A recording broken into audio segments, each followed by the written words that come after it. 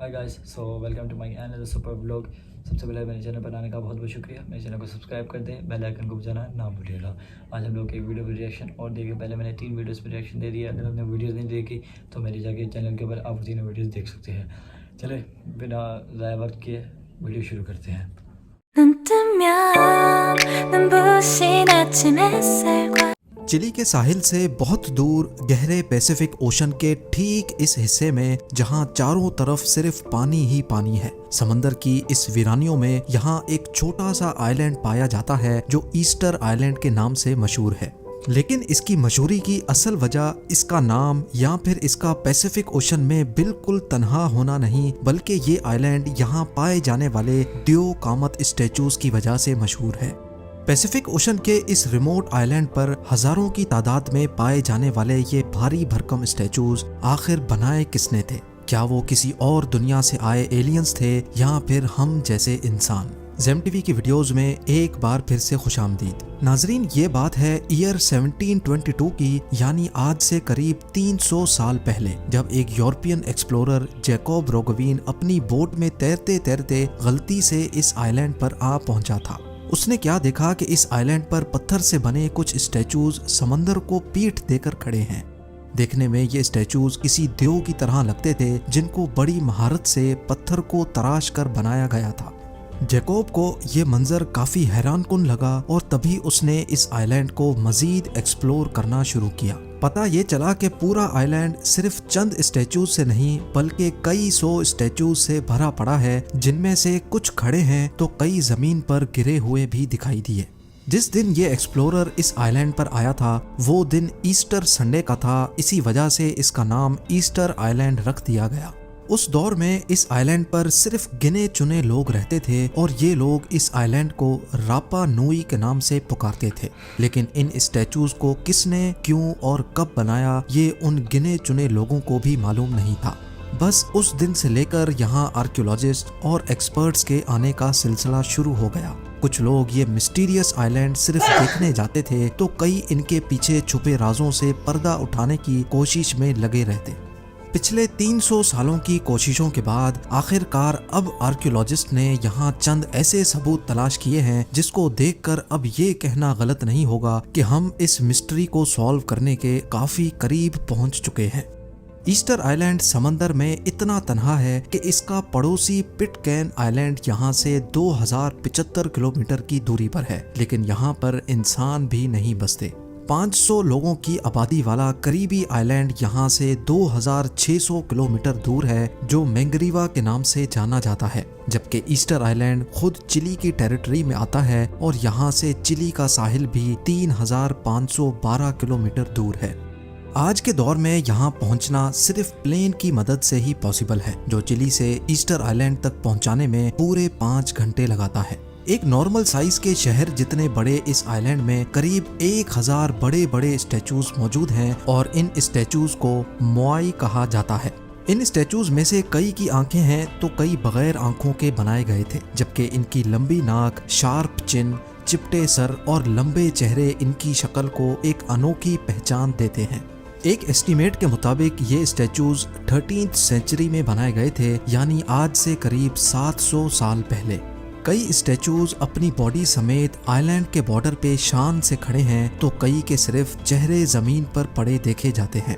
लेकिन 2012 में एक्सकवेशन के दौरान एक हैरत अंगेज हकीकत से पर्दा उठा। पता ये चला कि सिर्फ इनके चेहरे ही नहीं बल्कि इनकी पूरी बॉडी भी है जिसको जमीन के अंदर दफन किया गया था। इनमें से सबसे लंबे स्टैचू की हाइट 33 फीट, यानी इसकी हाइट एक पैसेंजर बस की लंबाई जितनी ही है, जबकि इसका वजन 90,000 केजी बताया जाता है, जिसको उठाना तो दूर की बात, इसको हिलाने के लिए भी 500 लोगों की जरूरत पड़ सकती है। हैरानकुन चीज तो तब पता चली जब यहाँ एक रिसर्च के दौरान एक्सपर्ट्स को एक ऐसा स्टैचू मिला जो इनकम्प्लीट छोड़ दिया गया था।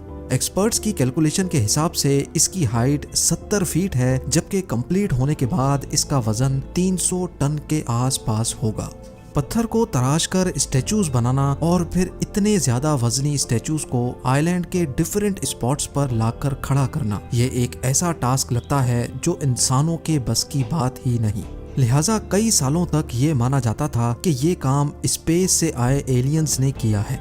लेकिन मॉडर्न रिसर्च से ये थ्योरी बिल्कुल गलत साबित हुई, क्योंकि साइंटिस्ट और आर्कियोलॉजिस्ट को कई सबूत मिल चुके हैं जिससे ये बात जाहिर होती है कि ये स्टैचूज इसी आइलैंड पर मौजूद इस वॉल्केनो से निकलने वाले वॉल्केनिक ऐश स्टोन से बनाए गए थे। यानी ये काम यहीं इसी आइलैंड पर रहकर किया गया था। एक्सपेरिमेंट के तौर पे जब स्टैचू की सिर्फ आंख को पत्थर पर तराशने की कोशिश की गई तो इस काम में पूरे 3 दिन लग गए। ये काम एक खास टूल की मदद से किया गया जो पुराने दौर में लोग पत्थर तराशने के लिए इस्तेमाल किया करते थे। एक्सपर्ट्स का मानना है कि फुल साइज के एक स्टैचू को बनाने में 12 मजदूरों की टीम को कम से कम 1 साल लग जाता होगा। यहाँ मौजूद इनकम्प्लीट स्टैचूज को देखकर ये अंदाजा लगाया गया कि बड़े पत्थरों पर वहीं पड़े काम करके उसको स्टैचू की शक्ल में तराशा जाता था। ऊपर वाला हिस्सा कंप्लीट होने के बाद इसको पत्थर से अलग कर लिया जाता था। रिसर्च टीम को तराशने की बात तो समझ आ गई, पर अब ये समझना काफी मुश्किल हो रहा था कि इतने वजनी स्टैचूज को वॉल्केनो साइट से कई किलोमीटर दूर आइलैंड के डिफरेंट स्पॉट्स तक कैसे पहुंचाया गया होगा, क्योंकि आखिरकार एक स्टैचू का वजन करीब 14 हाथियों के वजन के बराबर है। आज के दौर में भी अगर मशीन्स का सहारा ना हो तो ये काम करना इम्पॉसिबल लगता है। ये जानने के लिए कई स्टैचूज का मुआयना किया गया जो बीच रास्ते पर गिरे हुए थे, और इन सारे गिरे हुए स्टैचूज में एक चीज कॉमन थी। जो स्टैचूज किसी स्लोप पे गिरे हुए देखे गए वो मुंह के बल गिरे हुए थे, जबकि पीठ के बल गिरे हुए स्टैचूज चढ़ाई पर पाए गए। ये देखकर साफ जाहिर होता है कि जब ये स्टैचूज ट्रांसपोर्ट किए जा रहे थे तब ये स्टैंडिंग पोजीशन में थे और ट्रांसपोर्ट के दौरान ही ये गिरकर टूट गए। एक्सपर्ट्स का मानना है कि स्टैचू को रस्सियों से पकड़कर बैलेंस किया जाता था और फिर इसको आहिस्ता आहिस्ता चलाया जाता था। जी हाँ, स्टैचू को चलाकर आइलैंड के डिफरेंट लोकेशंस तक पहुंचाया जाता था।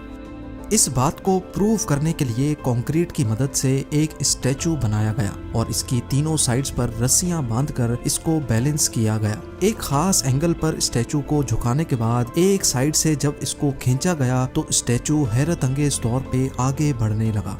इसी तरीके से स्टैचू को 50 फीट के डिस्टेंस तक मूव किया गया, जिससे ये बात तो साबित हो गई कि ईस्टर आइलैंड पर रहने वाले लोग स्टैचूज को इसी तरीके से मूव किया करते थे। लेकिन एक आखिरी मिस्ट्री को सॉल्व करना अभी भी बाकी था कि ये लोग कौन थे जिन्होंने 1000 स्टैचूज बनाए और यहाँ आखिर ऐसा हुआ क्या था कि ये लोग इनकम्प्लीट स्टैचूज ही छोड़ गए। एक स्टडी में बताया गया कि रापा नुई या ईस्टर आइलैंड पर किसी दौर में 17,500 लोग रहते थे।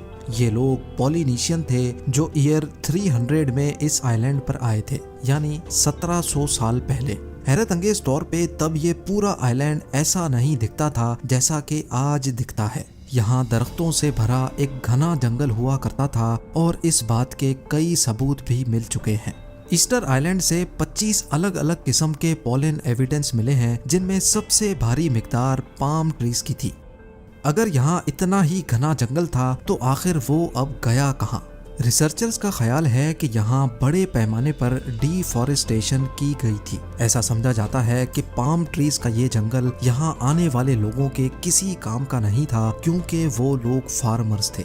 उनको एक ऐसी जमीन रिक्वायर्ड थी जहाँ पर वो खेती बाड़ी कर सकें और जहाँ उनको स्टैचूज को मूव करने में आसानी हो।